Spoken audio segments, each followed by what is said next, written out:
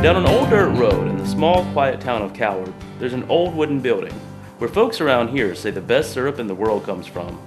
Today on Business Showcase, we'll go behind the scenes with Old Plantation Syrup as the owner, Mr. Marvin Russ, takes us through the bottling process and tells us the humble history of his internationally known product.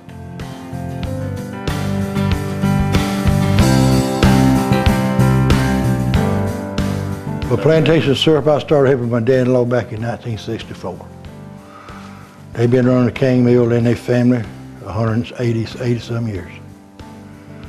And I helped him every year. And I didn't know anything about making syrup. I started helping him.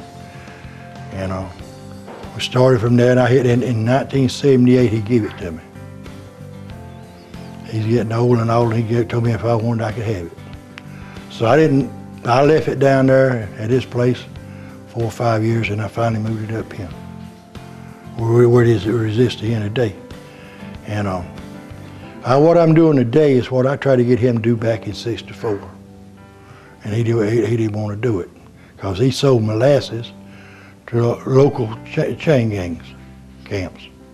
He sold about 3 to 4 counties.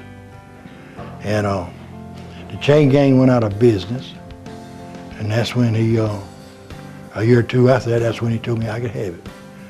Because all he's doing was selling local people out of the smokehouse. And that's when I started bottling it.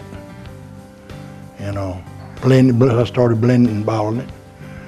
And then in older years, I started labeling it.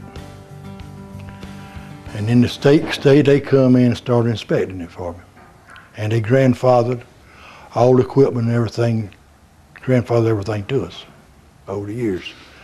And that's how we got started. And then about 12 years ago, I had a chance to buy the mill that Coker Pedigree Seed Farm had in Hartsville.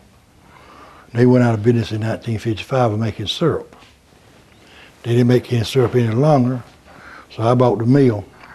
And that's the mill we're using today.